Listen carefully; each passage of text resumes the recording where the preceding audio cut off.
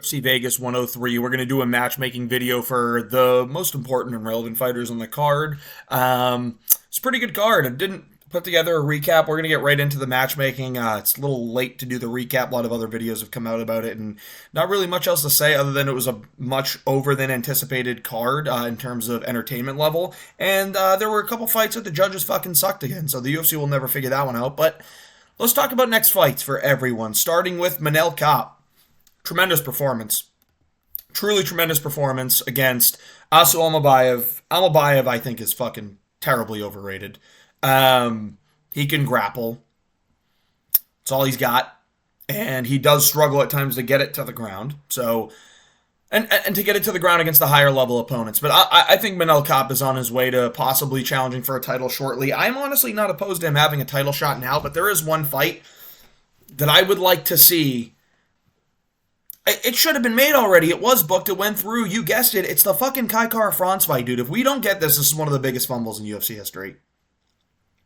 There's bad blood here. Extremely fun style fight. You can honestly make this for an interim belt. Like, I don't get why the UFC is doing O'Malley versus Merab. I know why they think they should do it, but it doesn't make sense to me. You should be doing Pantoja versus Merab. And then you can have this be an interim title fight and waiting in the wings. And the winner actually has the most deserved fight against Pantoja. You're looking at Kai Kara-France, who's coming off a knockout over Seversig, and what I argue was a win over Albazi. But he didn't get the decision over Albazi, which is stupid.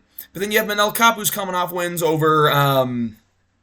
we lost to Makayev, but he's coming off wins over Bruno Silva. Not that impressive of a win. And then Asu Almabayev, again... Overall, not that impressive of an opponent, even though it was really good victories. This would be bad blood. Ton of hype in the build-up, and it gives like Pantoja a real worthy challenger, someone that's coming off a good win streak, beating elite-level talent.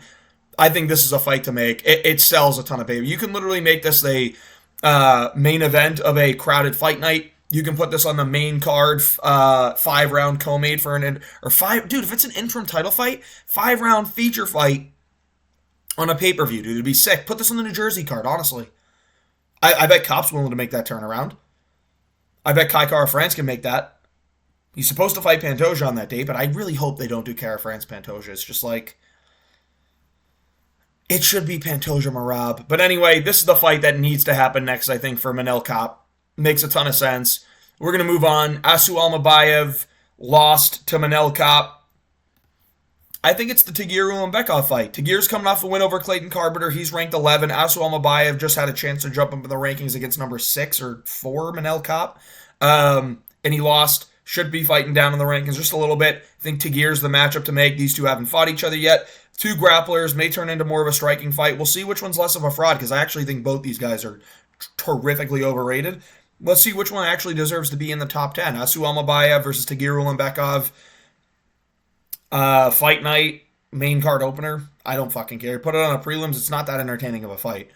But we're going to move on. Cody Brundage. And this should be happening realistically July. It'd be nice to see them happen in July, but you know, they're probably going to fucking wait till October because no one likes to be active in the UFC anymore. Cody Brundage, good win over Julian Marquez. Marquez cut. There's no point in him being in the UFC anymore. Biggest fumble of all time with Miley Cyrus. Who should Brundage fight? Edmund Shabazi. Does this not just seem like the kind of fight that like the UFC's due to make? Edmund Shabazi and Cody Brundage haven't fought each other yet.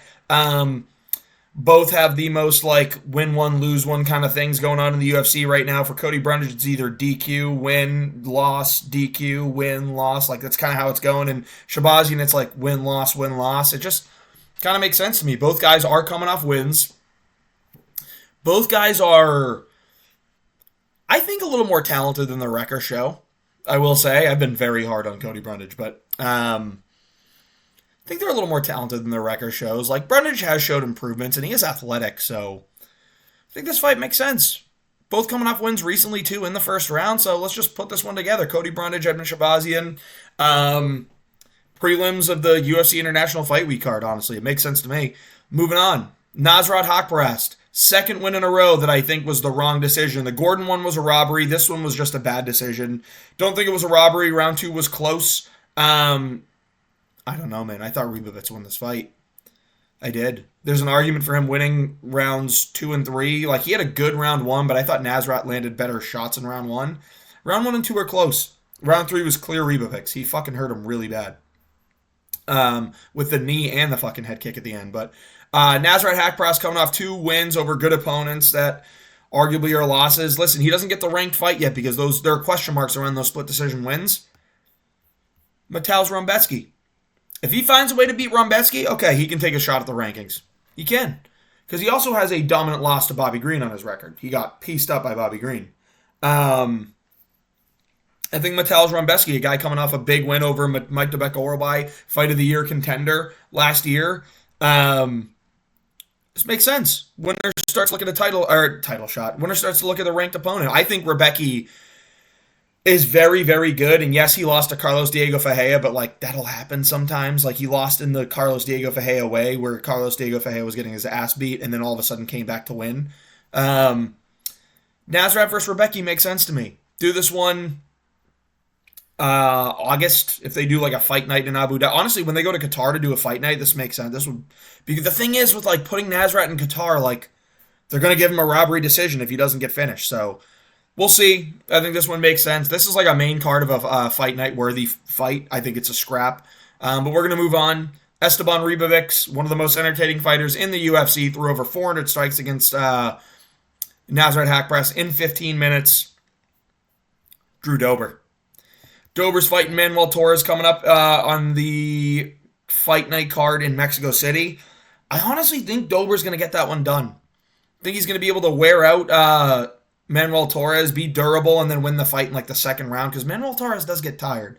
So I think Dober's going to win that. If Torres wins, then do Torres versus Ribovics. But I think Ribovics versus Drew Dober's a fucking scrap. Sick fight that we would all want to see. The volume of Esteban Ribovics versus the power of Drew Dober, I think would be a sick fight. Let's do something like that. And we're going to move on again. Hyder Emil. Another guy that I don't think won the fight. I kind of give it to Gomi, but it is what it is. Gomi's kind of a boring fighter, so it is what it is. But I think Hyder Emil should be getting like a Muhammad Naimov fight.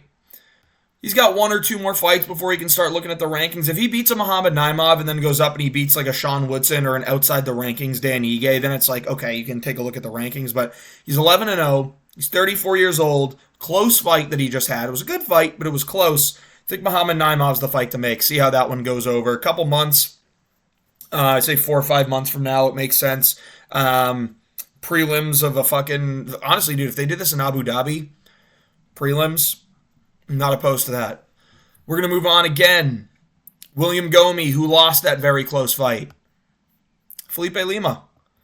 He's coming off a win over Brito, a loss over Hyder Emil. Both are very close fights that could have gone either way. He got the decision against Brito, which I don't know that I entirely agree about, but then he didn't get the decision against Hyder Emil, which I don't know that I entirely don't agree about. So it's kind of like 50-50 here. I think Felipe Lima's a guy that's kind of coming up in those rankings and can take a shot at Taylor Lapulus. William Gomi. So I think this fight makes sense. I think it's a pretty fun one. Felipe Lima probably gets the win, but if William Gomi wins, this is another really good win on his record outside the rankings, and he's probably going to be 28 at the time with a couple of good wins on his record and a close loss to Hyder Emil. So I think it's a good fight to make a couple months down the road. Moving on, Sam Patterson, knockout win over Danny Barlow. Fuck Danny Barlow, dude. Guy sucks ass. Cut him, honestly. Like, to split to Veretnikov and they get knocked out by Patterson. Patterson actually looked good. Looked bigger, too. Like, looked like he finally filled into 170, which I didn't expect. Themba? I think a Themba fight makes a lot of sense. Themba's coming off a pretty brutal loss to Vicente Luque. Don't think he should have been in that position to fight him anyway, but I think Sam Patterson versus Themba makes sense. Listen, Patterson's coming off a quick KO win. Themba's coming off a loss, but he does have decent grappling. Sam Patterson has good grappling as well. And Themba's got pop, but it's not the most technical pop. Sam Patterson apparently has got some pop now, so I think it's a good fight to make. It's a lot of fun to make, too. So Sam Patterson, Themba Gorimbo makes sense to me. Mario Pinto, there's hope at heavyweight. There is hope at heavyweight. He's young. Do not rocket him into the rankings. Do not. Just to get smudged by fucking Spivak. Like, just to get fucking armbarred by Spivak. Do not do that, please. Build this guy up a little bit.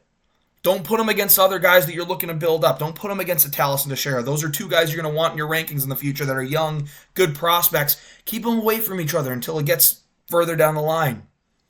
I'm thinking Mario Pinto, Lucas Bursky. It's a good matchup against a crafty vet. See how he gets through him. He won by KO against Austin Lane. Austin Lane has proven to be one of the more athletic heavyweights, even though he's not the best technically. He's getting better, even at the age of 37, which is interesting. And he's very athletic. Lucas Bursky is kind of like crafty and difficult to beat, but Mario Pinto is younger, athletic, and Lucas Bursky isn't as athletic. So I think this is a good another tune-up fight for him to kind of get to that next stage in his career, in his training. And again, don't rush this guy. 6 months, he fights. 6 months, he fights. Give him 2 fights a year until he gets to that 30-year-old mark, and that's when we're jumping in the rankings. So Mario Pinto, Lucas Bursky, I think that's the fight that makes sense for next. Chepe Mariscal, 5-fight win streak I think he's got now against good unranked featherweights. Morgan Charriere, I know Damon Jackson isn't the best, but you got the Morgan Charriere, you got Damon Jackson, you got a couple of these other guys. These are, he's beaten some good competition. Ricardo Ramos is not the most talented, but, it is what it is. Who else did he beat? Jack Jenkins, Trevor Peake. He's got good wins on his record. So, Chepe Mariscal, I think he takes a shot at the rankings now. I think Calvin Kattar's the one. Calvin Kattar, ranked at 14, coming off a loss to Yusuf Zalal.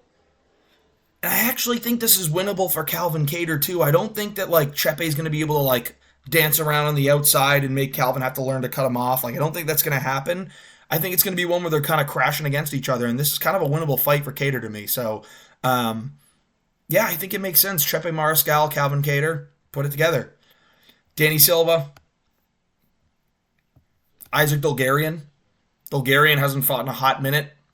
Danny Silva didn't look the most of impressive, but these are two decently touted prospects. Put them against each other, see how it works out. Danny Silva, Isaac Dulgarian. Whoever wins is going to start to look up at those not at the rankings yet, but you know what I mean.